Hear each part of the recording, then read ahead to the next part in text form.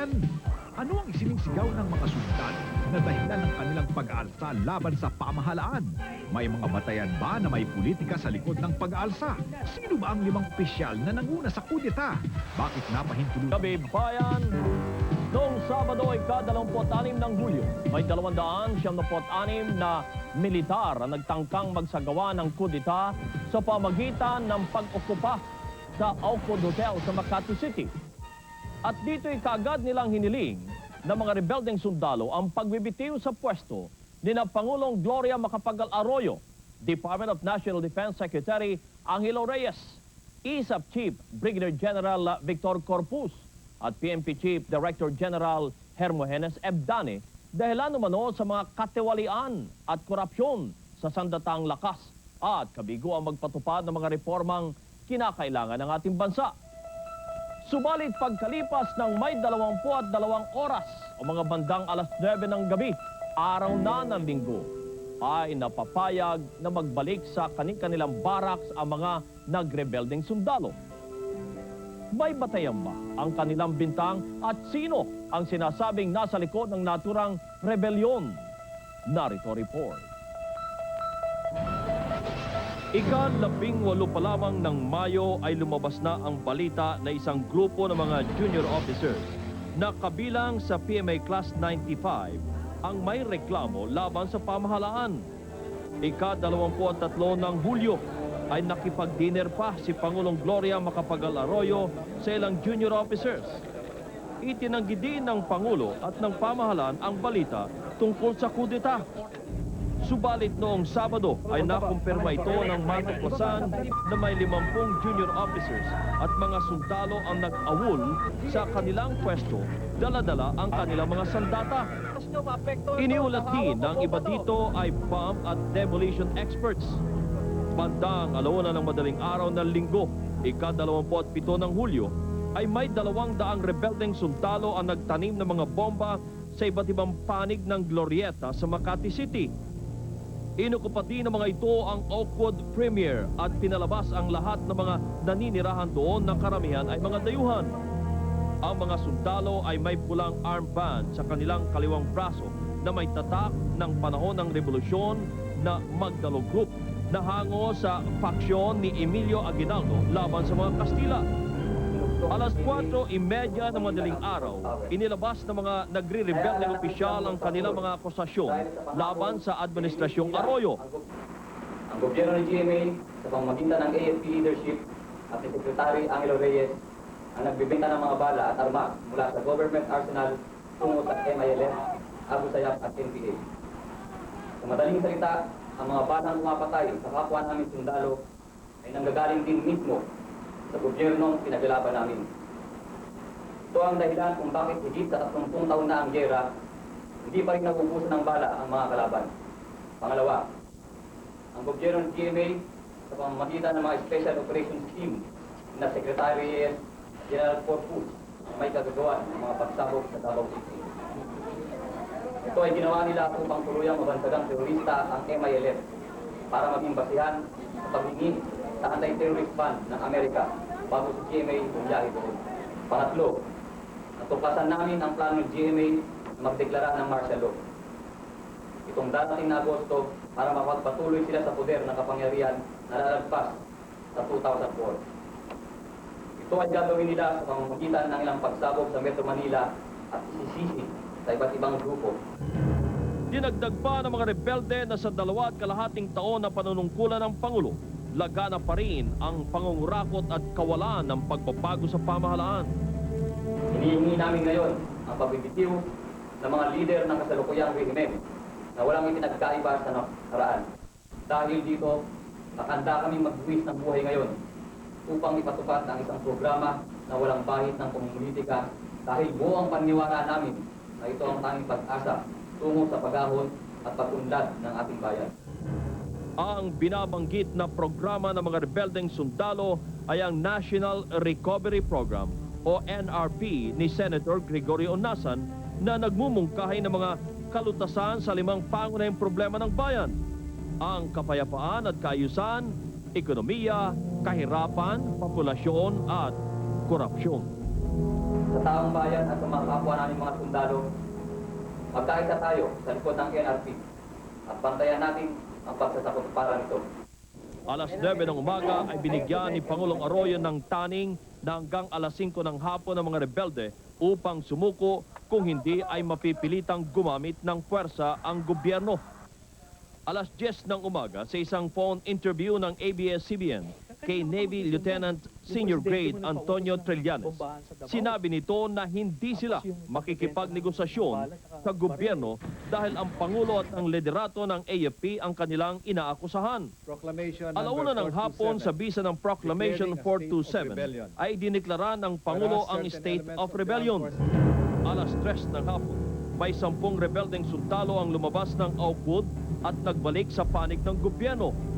Bandang alas 4:50 ay humarap sa media ang mga rebeldeng sundalo at inisa-isa ang kanilang reklamo sa pamahalaan at mga namumuno dito.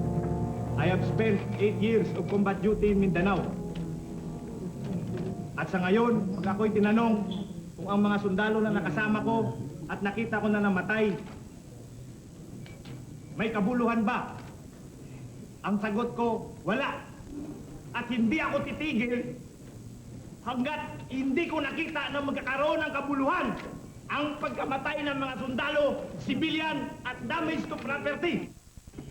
Idinaing din ni Maestro Campo ang kawalan nila ng gamit sa pagtupad sa tungkulin na tulad ng mga combat boots at pananggalang sa lupit ng panahon.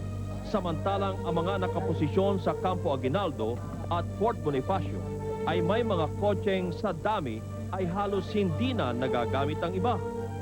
Worst come to worst, sir. Ang pinag-usapan dito ay kung puputok sila, sir, puputok din kami. Hindi kami nagpunta rito para maging terorista. Meron kami paninindigan. Kataon lang, mga sundalo kami. Kailangan namin magdala ng armas. Kailangan rin namin depensahan sarili namin. Sapagkat kung gagamitin lang namin ang panulat o pananalita, maaari kaming patayin. Aking iniiling sa aming mga kababayan, unawain ang aming pagtayo rito at kami itindihin at igalang ang paninindigan ng mga opisyal at mga sundalong tumatayo para sa katotohanan lamang. We are willing to lay down our lives for this. Ang tanong namin, kayo dyan sa labas, militar man o sibilyan, malala ang problema ng bansa. Ano kayo? Saan ang tayo nyo? Sasakay-sakay na lang ba kayo? Gayunpaman, hindi umaasa ng agarang reforma o solusyon sa kanilang mga kahilingan ang mga nagrebelding opisyal. No, not in this lifetime. Unless, pagdating ng panahon itong mga officers na to, when the time comes, maybe, we have a big chance. Subalit bago ang deadline na alas 5, pinagbigyan ng pamahalaan na i-extend pa ng 2 oras hanggang alas 7 ng gabi ang deadline habang nakikipagnegosasyon si retired General Roy Simato sa mga rebelding sundalo. Pasado alas 5, dumating ng Oakwood sina Senator Gregorio Onasan, Senator Tito Soto at Senator Rodolfo Biazon at Housing Chairman Mike Defensor at nakipagnegosasyon sa mga rebelde. Subalit, lumabas silang wala pa ring malinaw na kasagutan mula sa mga sundalo. Alas 7:30 ay muling in-extend indefinitely ang negosasyon. Pasado alas 9 ng gabi ay bumaba mula sa Oakwood Hotel si General Simato at ipinahayag na naresolba na ang rebelyon at pumayag ang mga sundalo na bumalik sa kanilang barracks. We listen to them and we listen intently and we discuss things to improve the military system in the field and we recommended of course with their participation some measures to improve the system, especially on accountability of ammunition. 296 soldiers, including 70 officers, are standing down and returning to barracks. They have not asked, and they shall not be given special treatment. Once more, this has been a triumph for democracy. May God bless the Philippines. Subalit taliwas sa inaasahan ng mga nagrebeldeng sundalo. Sa halip na sa Fort Bonifacio ay sa tanggapan ng ISAP sa Camp Aguinaldo sila bumagsak. Itong opisinang ito, yan ang ina-accuse namin of irregularities and yet dun kami ililipat. Traitor talaga tong gobyerno na to and will not take this sitting down. We'll do whatever. Ngayon, this is a warning sa gobyerno. They'll have to handle this correctly, properly. Hindi pa kami nila lahat na account. Otherwise, it will explode on their faces again. Mula sa simula hanggang matapos ang pag-aalsa, ay naging mata ng sambayanang Pilipino ang ABS-CBN reporter na si Alvin El Chico, ang tanging reporter na unang nakapasok sa Oakwood. Sa aming pagbabalik, ang kanyang personal na karanasan kasamang mahigit 300 nagwalang mga sundalo makalipas ang patalasan.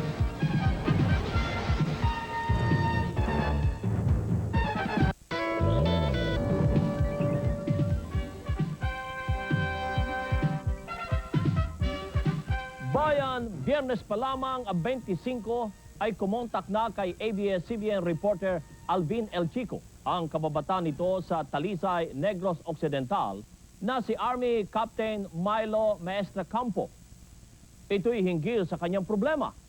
Ang akalang simpleng problema lamang ay isa palang malalim na problema na hindi akalaing aantong sa pananakop nila sa Oakwood Hotel sa Makati. Ano ang nasaksihan ni Alvin habang nag-iisa siyang reporter na nasa loob ng Oakwood sa kasagsagan ng coup?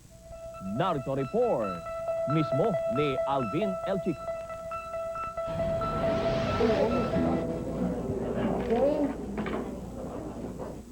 On my orders, the Armed Forces of the Philippines Sabado na nang malaman ko kung ano talaga ang problema ni Milo na mapanood ko sa TV. Ang inisyong order ng Pangulo na hulihin at tugisin yung 10 PMAer na iko-court martial dahil sa pag-alis sa kanilang pwesto bilang kawal. Agad ko siyang tinawagan at inamin naman niya na kasama nga siya sa mga nag-aklas. 27 ng Hulyo, Linggo, alas 3 na madaling araw, nang tawagan niya akong muli na pwede na akong pumunta sa Oakwood. Puno ng tensyon ang paligid ng hotel.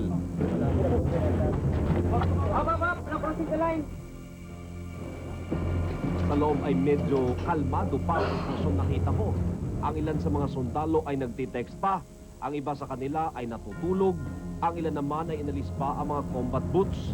Pawang mga high-powered firearms ang kanilang daladala at handang-handa sa anumang pwedeng mangyari. Sa bukana ng Oakwood ay nakalagay ang supply ng pagkain. Tanda ng handa rin sila kung sakaling magtagal ang kanilang pag-aaklas. Si Lieutenant Senior Grade Antonio Trillanes ng Philippine Navy ang sumalubong sa amin. Walang imikan hanggang makarating sa 7th floor. Pagdating sa 7th floor ay agad na nagsimula ang aming interview. Ito na, this is the last stand of that idealist group. Pag na-obliterate yan, you won't have anybody left. Matapos isiwalat ang kanilang mga hinaing at reklamo sa gobyerno, ay pinababa na kami sa 6th floor kung saan ang mga guest ng hotel ay isa-isa nang pinalalabas sa kanilang mga kwarto. Hindi naman kinakitaan ng pang-aabuso yung mga rebelding sundalo habang pinalalabas ang mga hotel guests. They were manning the elevator at the lobby. They didn't bother the guests. So once they've made an agreement with the hotel, they let people out. I hope they successfully complete their negotiations. You know, they were very polite, okay? They were very professional, very polite. This was the only way they could get attention, so. Sa aking kalkulasyon, mahigit 200 ang sundalo na pawang mga armado. Hindi pa kasali ang nasa ibang palapag na hindi ko napuntahan. Maabot sa 28 palapag ang Oakwood Hotel at basement hanggang 7th floor lamang ang aking access. Pero tiyak na bawat palapag ay may tao sila dahil sa aking pamamalagi sa loob ng hotel ay minsan ako nakarating sa 15th floor kung saan nakalagay ang ilang radio communication at telebisyon na sa aking palagay ay nagsilbing kanilang headquarters. Sa basement, nadiskubre ko na hindi pala lahat na nagpunta doon ay armado. Dagdag pa ni Captain Albert Baloloy ng Philippine Scout Ranger na siyang namumuno sa pagbabantay sa basement, pusang loob silang sumama sa pag-aaklas. Volunteers, lahat dito. Ako CEO. Ang sinabi ko sa tropa ko noon, ako meron akong gustong ipaglaban. Ngayon, ipipresent ko sa inyo, hindi bilang commanding officer nyo, kundi bilang individual person na critical sa nangyayari. So, present ko yun, tapos objective yung pag-present ko. And then, sinabi ko sa kanila, kayo, hindi ko in-encourage sumama sa akin. Sabi ko, kung ayaw, okay lang. Ngayon, kung kahit ako lang mag-isa, pupunta ako. Yung tropa nag-volunteer eh. Baka sa kanila ang kaba sa maaring kahinatnan ng kanilang pag-aaklas. Bukod sa dehado sila sa bilang kumpara sa buong puwersa ng sandatahang lakas ng Pilipinas. Kaya naman ang iba ay panay ang text at tawag sa kanilang mga mahal sa buhay. Bagamat kapos sa bilang, hindi naman matatawaran ang kanilang mga kakayahan dahil bukod sa pagiging bihasa sa pagkikipaglaban, karamihan sa kanila ay may karanasan sa kampanya ng gobyerno laban sa mga rebelde sa Mindanao. Tanghali ng linggo ng magdatingan ang ilan sa mga mista o kamag-aral sa Philippine Military Academy, PMA, ng mga nagrebelding sundalo at hinikayat silang itigil na ang ginagawang pag-aaklas at may iba pang paraan na hindi na kailangan pang dumanak ang dugo. Ngunit di sila nakumbinse. Makalipas ang ilang saglit ay pinayagan ng pumasok sina Senator Onasan, Senator Biazon at Senator Soto na pagkasunduan na ang magiging head negotiator sa gobyerno ay si Ambassador Roy Cimatu. Pinag-usapan lang yung the consequences that they have done and the articles of war that will slap on them. I am giving you... Ang dating 5 p.m. deadline ay naging alas 7 ng gabi hanggang maging indefinite. Dito na tila nagbago ang matatag nilang paninindigan na una nilang ipinakita. Umayag sila na bumalik na sa kanilang barracks. Doon pa lang sa Oakwood, idineklara na ni Trillanes na walang patutunguhan ang mga ipinangako ng pamahalaan. Aalis na umano siya sa serbisyo, matuloy man o hindi ang kaso dahil hindi niya masikmura ang isang bulok na sistema. I believe I'm destined for another profession. Maybe this armed forces is not for me. Because hindi ko rin matatolerate eh. Na gano'n, di ba? I'm confident na, I believe na itong reforms na to, this will not come within my lifetime.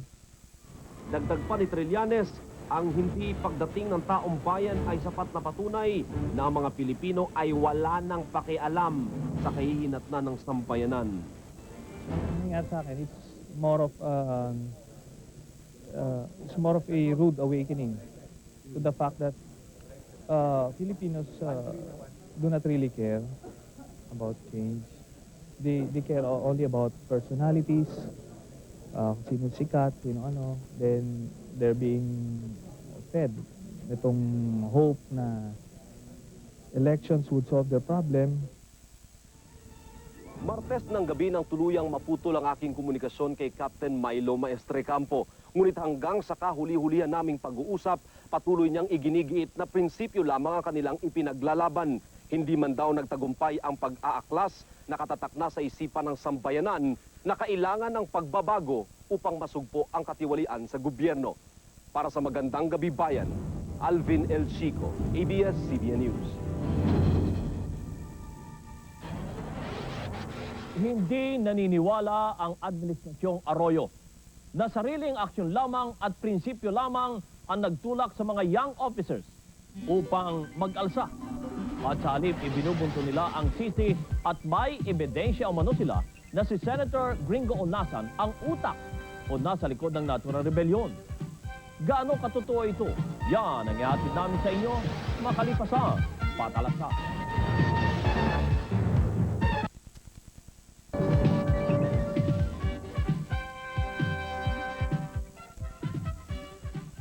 Bayan, ang tangkang kudita noong linggo ay nakaapekto kaagad sa ating ekonomiya. At ayon po sa mga analyst tulad ng naganap na mga kudita noong panahon ni dating Pangulong Corazon Aquino, ang ating ekonomiya ngayon ay umurong ng may 1.5 taon. Bumaba rin kaagad ang palitan ng dolyar sa piso na halos sumabot naman ng 55 piso. Samantala, nagtalaga kaagad si Pangulong Arroyo ng isang independent fact-finding committee na mag-iimbestiga sa nangyaring tangkang kudita. Na pamumunuan naman ni retired Supreme Court Justice Florentino Feliciano. Subalit hindi pa man nasisimulan ang naturang investigasyon, ay nadiin na kaagad si Senator Gringo Onasan na siyang itinuturong utak ng nabigong kudita. Sa kasagsagan habang nagaganap ang pag-aalsa ng mga batang sundalo, tahasang isinangkot kaagad ni DILG Secretary Joey Lina si Senator Gregorio Onasan sa nabigong kudita. Liwanag pa sa sikat ng araw itong involvement ni Senator Onasan dito. Ito'y dating tactical na ito eh. Naniniwala rin ang dating kasama ni Onasan sa mga kudita labang kay dating Pangulong Corazon Aquino na si Captain Proceso Maligalig na sangkot si Senator Onasan sa nangyaring rebelyon. Unusual din yung movement nung sabi lang support of the National Recovery Program sa EDSA. Pero yun nga, bakit linggo? At ang sinabi ng buting general ay yung mga grupong yun ay sumusuporta lang din sa kanyang programa or kumuha nga ng permit kasi SONA season. Ang SONA lunes pa. Ang informasyon ko doon ay nanggagaling din sa mga guardians. Nagpatawag ang opisina ni Senator Onasan ng meeting noong Biyernes upang i-coordinate nga ang galaw ng Sabado at Linggo. Sa kanyang privilege speech noong Martes sa Senado, ay madamdaming itinanggi ni Senator Onasan na siya ang mastermind sa nabigong kudeta. My colleagues for the past 10, 11, and 12 Congresses have entrusted me with the undisputed and uncontested chairmanship of the Senate Committee on Peace, Unification, and Reconciliation. How can I betray this trust and face all of you and our people and participate in another extra-constitutional exercise, which to me is now a thing of the past?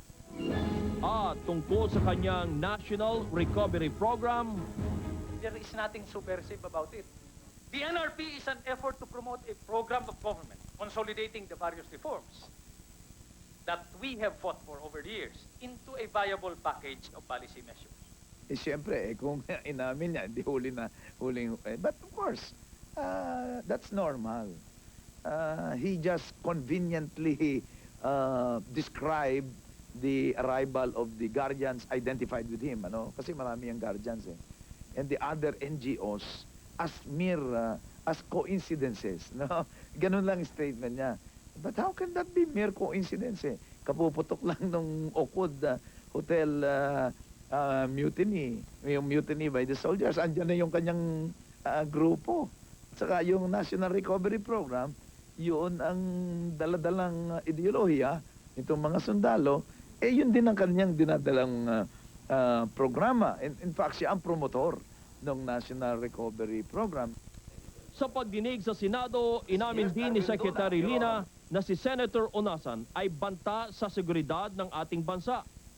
Hindi dumalo si Senator Onasan sa naturang hearing at itinanggi din niya na siya ay nagtatago na o nag-underground na.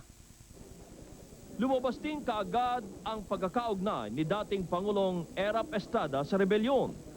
Base naman sa pagkakatuklas sa isang townhouse sa Mandaluyong City na sinasabing pag-aari ni Arne Enriquez na kinatagpuan ng daan-daang bala para sa machine gun at 50 caliber gun, mga uniforme, bantila at magdalo armbands na tulad ng ginamit ng mga nagrebeldeng sundalo. Sumunod dito ay ang bahay naman sa Makati na pag-aari ni Ramon Ike Cardenas, dating hepe ng Presidential Management Staff noong panahon ni dating Pangulong Estrada, na hinihinalang ginamit ding safe house o staging area ng mga rebelde. Nasamsam dito ang ilang malalakas na armas, mga bala at mga red armbands. Pinabulaanan naman ito ng kampo ni Cardenas. Nasamsam din mula sa Oakwood Hotel ang may 1.6 milyong pisong halaga ng communication equipment, mga pamphlets ng National Recovery Program ni Senator Onasan at isang dokumento na naglalahad ng planong pagbuo ng isang hunta kung sakaling nagtagumpay ang kudita noong linggo. Tapos yan ang mamumuno. Hindi naman sinasabi kung sino yung members niyan. Pinatotohanan naman ni Congressman Benasing Macarambong, isang dating miyembro ng MILF, ang ibinulgar ng mga rebeldeng sundalo kaugnay sa bentahan ng mga armas at bala. I have personal experience of this kasi kasama ako sa namimili noon ng mga armas para sa mga tauhan namin. Nakakatawa. So, hindi ko talaga iniintindihan dahil sa alam ko namang walang kabuluhan yan no? At hindi rin siya magre-resign gaya ng inihingi ng mga sundalo. Gusto nila ang gawin, ako mag-resign. Kasi ako, balakid sa kanilang hanganin So, pag wala na ako, di mas okay na sila. Mas madali na yung kanilang minimiti na sila mamuno rito. Kinatigan naman ni Davao City Mayor Rodrigo Duterte si Secretary Reyes. Matatag ang paniniwala ni Duterte ng MILF ang may kagagawa ng mga pambobomba sa Davao Airport at sa Zaza Wharf. Samantala, noong Miyerkules ay nag-resign bilang pinuno ng Intelligence Service of the Armed Forces of the Philippines si Brigadier General Victor Corpus. Matatandaan ang pagbibitiw ni Corpus ang isa sa mga kahilingan ng mga rebeldeng sundalo noong linggo. Isiniwalat din ni Corpus na hindi pa tapos ang krisis dahil may banta pa rin ng kudita ang mga junior officers ng AFP. Totoo yan. Meron pang mga ibang mga disgruntled elements dyan. Meron pang mga iba siguro na naniniwala na magwawagi yung kanilang hinahangad. Kaya kailangan tayo tuloy ang ating paghahanda. Inamin din ni AFP Chief of Staff Narciso Abaya na hindi pa accounted ang ilang tauhan ng militar mula sa PMA Class 1994, 1995 at 1996. Daan-daan din naman ang sundalo na nag-awol sa kanilang pwesto ang tinutugis na ng militar upang hindi na muli pang makakilos na tulad ng naganap sa Makati City. Noong Huwebes, ika-31 ng Hulyo, ay inihain ng NBI sa Department of Justice ang kasong paglabag sa Revised Penal Code Article 134A o mas kilala bilang kudita laban sa 321 sundalo na sangkot sa rebelyon. Ito ay bukod pa sa kanilang kakaharaping court-martial proceedings alinsunod sa Articles of War. We fairly believe that there is a probable cause that they have committed mutiny. It is punishable by death, but considering that under our 1987 Constitution, death penalty is under a state of suspension except for heinous crimes, and considering that mutiny is not one of those enumerated in the heinous crimes law, it should be commuted to life sentence, or in the alternative, as the court-martial may direct. Sa ginanap na hearing ng House at Senate, kaugnay sa tangkang kudita, hindi pinahintulutan ng pamunuan ng AFP na makadalo ang mga sundalong sangkot sa rebelyon dahilan umano sa banta sa seguridad laban sa mga sundalo. At sa aming pagbabalik, kilalanin natin ang 5 lider ng tangkang kuditang ito. At ano ang kanilang pagkatao? Sila ba ang klase ng mga sundalong magpapagamit sa mga politiko o ang kanilang naging aksyon ay isang pag-aalsa sa isang bulok na sistema?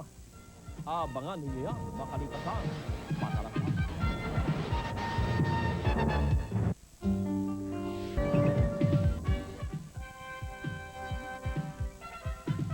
Bayan, 5 mga batang opisyal ang tinukoy na namuno sa naturang pag-aalsa. Sino-sino mga ito? At ano-ano ang kanilang mga kredibilidad? At bakit sa kabila ng kanilang magandang hinaharap sa serbisyo, ay nagawa nilang mag-alsa laban sa pamahalaan at akusahan ng katiwalian ng matataas na pinuno ng sandatang lakas ng Pilipinas? Sino sila sa report na ito? Ang mga kinilalang opisyal at mga sundalo na kasamang nag-alsa ay kabilang sa Special Forces Unit ng Philippine Navy, Philippine Army at Air Force. Inako ng 5 opisyal na mula sa Marilag Class 95 ng PMA ang responsibilidad at umaming nagplano ng pag-aalsa na sina Lieutenant Senior Grade Antonio Trillanes IV, Lieutenant Senior Grade James Layog, Captain Gary Alejano ng Philippine Navy, Captain Gerardo Gambala at Captain Milo Maestrecampo ng Philippine Army. Ang mga nasabing opisyal ay mga nangungunang graduate ng Marilag Class 95 ng Philippine Military Academy. Nangungunan sa listahan naman ng mga namumuno sa naganap na pag-aalsa ang pangalan ni Navy Lieutenant Antonio Trillanes IV na kilala sa tawag na Sani ng mga kaibigan. Kadete pa lamang ng Philippine Military Academy ay punong-puno na ng idealismo si Sani at nasasalamin sa kanyang binitawang salita noon ang damdamin at paninindigang isinisigaw niya ngayon. The honor code simply states that the cadet does not lie, cheat, steal, nor tolerate among us associates. But aside from the code, we actually have the honor system, whose purpose is for the cadets to internalize and serve as the foundation, so that as future officers, more or less, they will deviate from the graft and corruption. Up to us to use this as the foundation once we graduate, so that we can serve our country better. Panglima sa 6 na magkakapatid si Navy Lieutenant Trillanes. Siya lamang ang sumunod sa yapak ng kanyang namayapang ama na si retired Colonel Antonio Trillanes Sr. Dating chairman ng Honor Committee sa PMA si Trillanes. Naging cum laude ng kanilang batch at nasa pang-6 na pwesto sa 213 kadeteng nagtapos sa PMA noong taong 1995. Nitong taong 2002 sa kanyang masteral studies sa UP, ibinunyag ni Trillanes sa pamagitan ng kanyang 2 thesis ang umano'y katiwalian sa loob ng sandatahang lakas at mga anomalya sa pagbili ng mga kagamitan sa Philippine Navy. At ang hindi pagtugon ng mga kinaukulan sa mga anomalya sa AFP ang nagtulak sa kanya upang mag-alsa laban sa pamahalaan. We represent the soldiers and the junior officers and some senior officers of the Armed Forces of the Philippines who are frustrated with the corruption of the AFP leadership and the government in general. Bagamat na bigla naniniwala ang mga kaibigan at mga mahal sa buhay sa prinsipyong ipinaglalaban ni Sani. Sa pagkakilala ko kay Sani, baliwala naman yung kung ano man ang posibleng maabot niya sa military organization. Kung hindi rin naman niya na ilalabas yung mga nasa sa isip at nasa sa puso niya. So, I can say na para sa kanya talaga mas gugustuhin pa rin niya yung ganito. Kung iti-take na yung consequence, kung masira ang karir niya, basta na ilabas mo yung mga nasa klasan. Huwag natin kagad ano itong mga to, i-down. Naging open mind tayo sa kanila. Tingnan din natin kung ano talaga yung pinaglalaban nila. Isa rin sa 5 mga opisyal na nagka-class ay si Lieutenant Senior Grade James Layog. Bukod sa kaalamang natutunan sa loob ng PMA, maraming kurso pa ng kasanayan sa pakikidigma ang natapos ni Navy Lieutenant Layog, kung saan siya ang nanguna. Ilan dito ay ang Naval Intelligence Collection, VIP Protection at Naval Special Warfare Force. At ito lamang nakaraang taon ay natapos niya ang 2 naval forces sa John F. Kennedy Special Warfare Center sa Estados Unidos. Naging commanding officer siya ng 1st SEAL Company ng Navy SWAT o Special Warfare Group. Ang SWAT ng Philippine Navy ay isa sa kinikilalang unit na nakatulong ng malaki sa pamahalaan sa pagtugis sa mga rebeldeng Abu Sayyaf sa karagatan ng Hulo at Basilan. At dahil sa tapat na pagtupad sa tungkulin sa bayan, maraming medalya na ng pagkilala ang tinanggap niya mula sa pamahalaan. Kabilang dito ang Gold Cross Medal at Distinguished Navy Cross. Ayon kay Commodore Tirso Danga, isa sa naging commanding officer ni Lieutenant Layog sa Naval Task Force 11 noong taong 1999. Hindi matatawaran ang integridad sa pagganap ni Lieutenant Layog sa kanyang tungkulin. Bilang isang sundalo at opisyal, si James Layog, James ang tawag ko sa kanya, si Lieutenant Jaime Layog ay isang opisyal na puno ng integridad, may initiative, may vision at maaasahan. Kahit bahagyang makagalaw ang aming rubber boat noon, re-remedyuhan niya yun. Re-remedyuhan niya para makapag-operate lang kami. And to think na yung pinag-ooperate namin ay Pacific Ocean, malalaki ang alon.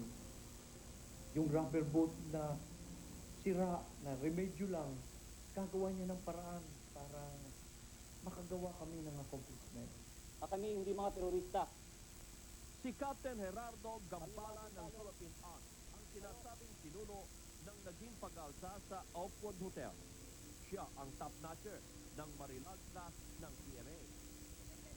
At sa 8 taon niya sa serbisyo, hindi na mabilang kung gaano karaming karangalan ang ibinigay sa kanya ng pamahalaan sa matatagumpay na partisipasyon niya laban sa mga rebelde sa Mindanao. Ay naman kay Minerva Alejano, asawa ni Marine Captain Gary Alejano at isa sa mga namuno sa naganap na pag-aalsa. Mas mahalaga pa sa sarili at pamilya ang ipinakitang pagmamahal sa bayan ng kanyang asawa. Sobrang dedicated yun. Sabi ko nga sa kanya, what if lumabas ka kaya na lang sa service? Kasi siyempre, alam mo naman yung buhay ng sundalo, laging nasa labas yan.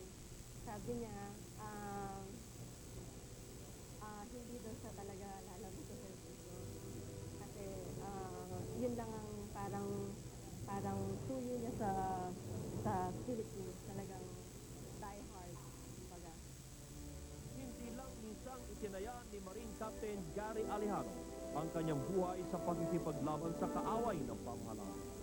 Kabilang sa mga medalya na kanyang natanggap ang Gold Cross Medal at Wounded Personnel Medal ng isa siya sa mga natugatan sa isang engkwentro laban sa mga rebeldeng MILF sa Matano, Mindanao. Buntis ko sa mamatay sa Mindanao. Wounded siya, talaga nasa frontline sila.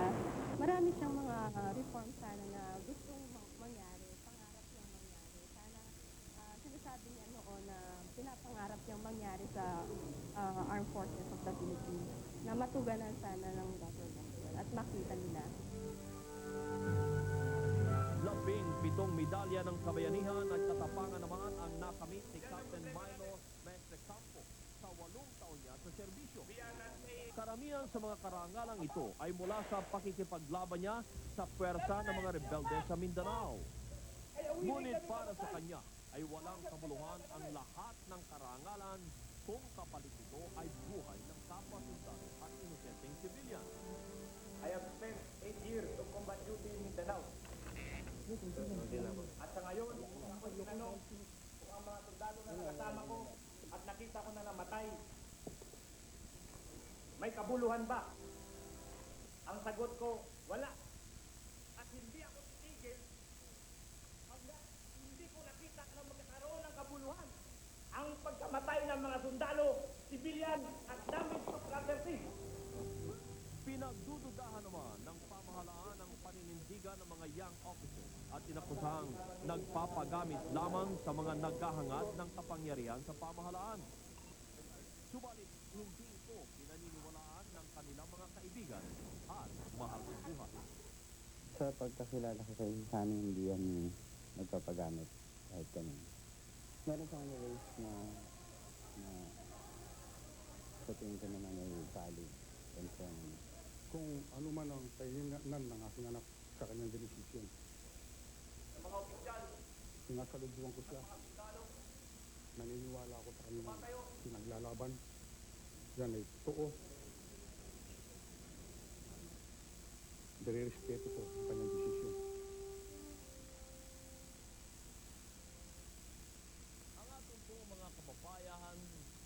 hindi sang-ayon sa namang uri ng pag-alsa laban sa pamahalaan, lalo na kung ito'y pangungunahan ng mga sundalo dahil silang po ay armado. At meron din po tayong karanasan noong pang panahon ng dating Pangulong Corazon Aquino. Subalit, mabigat po ang akusasyon ng mga junior officers sa matataas na pinuno ng sandatang lakas.